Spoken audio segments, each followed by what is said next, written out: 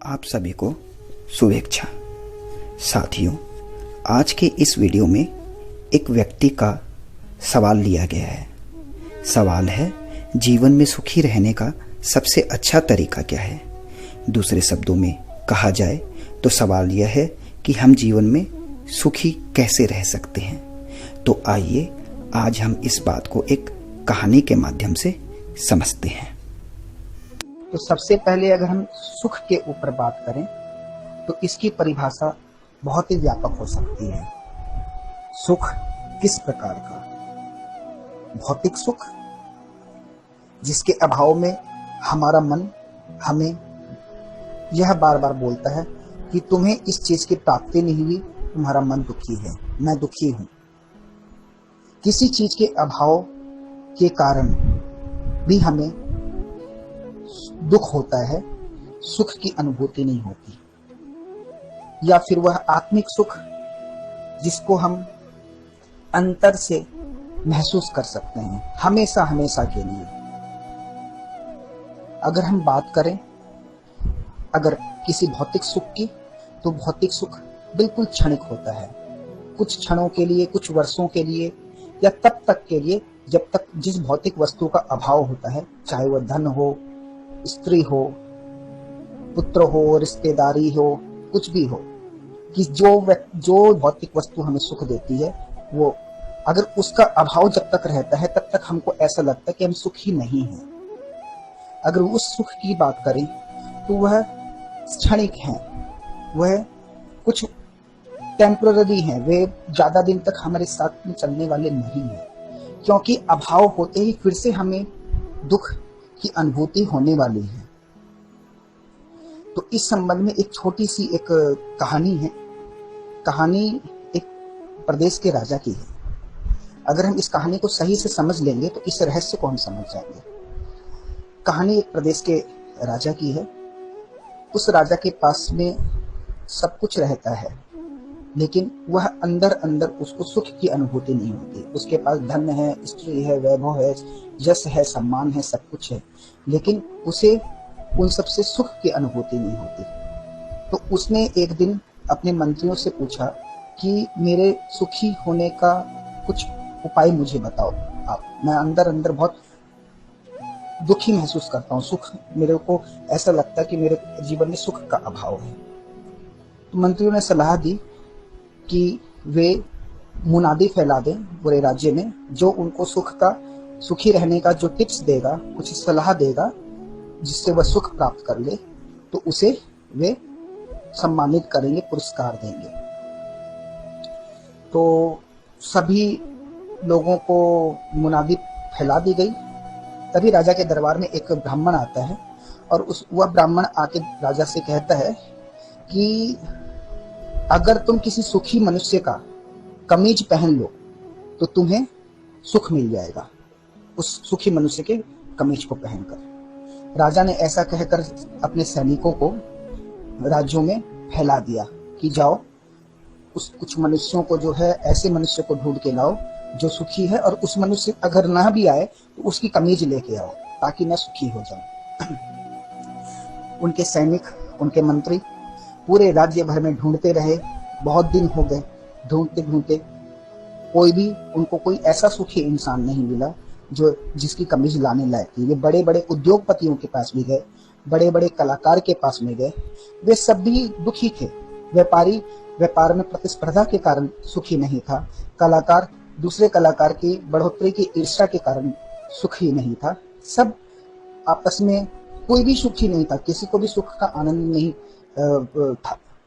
कोई भी ऐसा इंसान को नहीं मिला जिनकी वो कमीज ले आए। फिर एक दोपहर थके हुए एक मंत्री राजा के जो सुखी व्यक्ति की कमीज के तलाश में गए हुए थे, वे एक गांव में गए। उस गांव में एक बैलगाड़ी चलाने वाला एक व्यक्ति रहता है जो कि सिर्फ धोती पहने होता है और एक अंगोछा डाला हुआ रहता है अपने शरीर पे। वो खाना खा रहा था और सैनिक वहीं पे, वो मंत्री वहीं पे पानी पी रहे थे। तो उन्होंने उसको देखकर पूछा, कैसे हो भाई? उस बैलगाड़ी वाले से। बैलगाड़ी वाले ने कहा, सुखी हूं मैं सुख से हूं। मंत्री ने फिर से पूछा कि अभी आपने क्या कहा। उसने कहा कि हाँ, मैं सुखी हूँ। तो मंत्री ने कहा कि ठीक है, मुझे आपकी कमीज चाहिए राजा को देने के लिए, अगर आप सुखी हो तो उसने कहा, बैलगाड़ी वाले ने कहा कि मैं सुखी तो हूँ, लेकिन मेरी कमीज तो, मेरे पास तो कमीज नहीं है, मैं कमीज पहनता भी नहीं, अब मुझे कमीज की जरूरत भी नहीं। तो उसने कहा कि आप सुखी हैं तो आप राजा के पास में चलिए और उनको अपनी सुखी रहने का रहस्य बताइए। तो उस बैलगाड़ी वाले ने कहा कि मैं नहीं जाऊंगा, तुम्हारे राजन को बोलो कि वे आके मुझसे भेंट करें। फिर वो मंत्री, राजा अपने सारे धन वैभव और बहुत सारे मंत्रियों के साथ में, घोड़े हाथियों के साथ में बैठ के आया उस बैलगाड़ी वाले के पास में, और उसने हाथ जोड़ कर पूछा कि मुझे आप खुश रहने का रहस्य बताइए, सुखी रहने का, अपने सुखी रहने का रहस्य बताइए। बैलगाड़ी वाले ने कहा कि राजन, मैं तुम्हें नहीं बताऊंगा, तुम बाद में आना, अभी मैं तुमको नहीं बताऊंगा, अभी मेरे सोने का समय हो गया है। राजा को यह बात बहुत विचित्र लगी, लेकिन राजा फिर से लौट गया। राजा फिर वापस दोबारा आया, फिर वापस दोबारा उस बैलगाड़ी वाले ने यह कह के भेज दिया कि अभी तुम फिर से बाद में आना।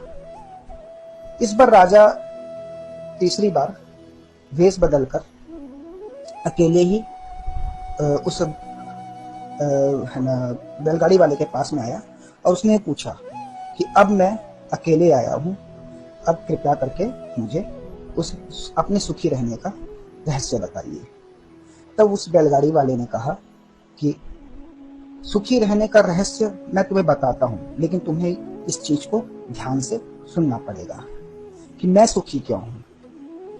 क्योंकि मैं स्वयं में सुख हूँ, मैं सुख हूँ इसलिए मैं सुखी हूँ, और मैं सुख इसलिए हूँ क्योंकि मेरे अंदर में जो आत्म अनुभूति है वह सुख की खान है। जो चीज मेरे अंदर में मुझे अनुभूति देती है सुख की, जैसे मेरी आत्मा, वही सुख की खान है। इसलिए मुझे सुख का कारण पता चलता है, सुख का सोर्स मेरी आत्मा ही है। क्योंकि मैं जानता हूं कि ये जितनी भी चीजें हैं, भौतिक वस्तुएं हैं, सब नश्वर हैं।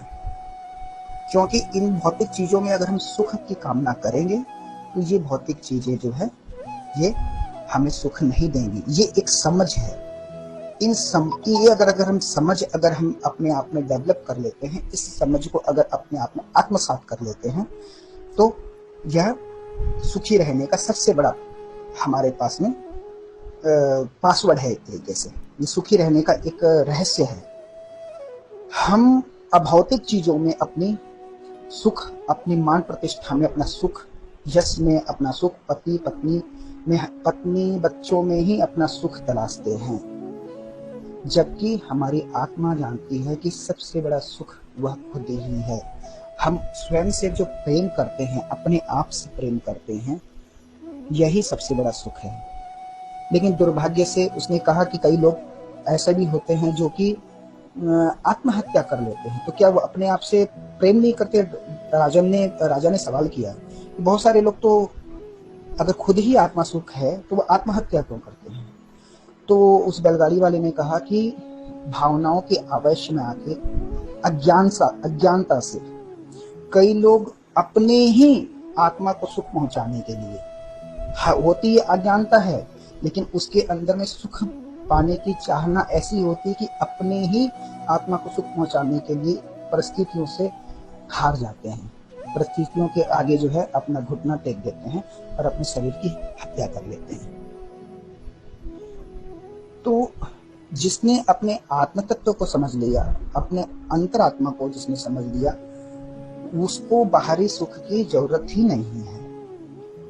बाहरी सुख हमें कुछ क्षणों के लिए, कुछ वर्षों के लिए ही हमें सुख प्रदान करेगा, लेकिन जिसने अपने स्वरूप को समझ लिया, जिसने अपने आत्मिक रूप को समझ लिया, वह हमेशा ही सुख में ही बना रहेगा। क्योंकि वह जानता है कि आत्मा की प्रकृति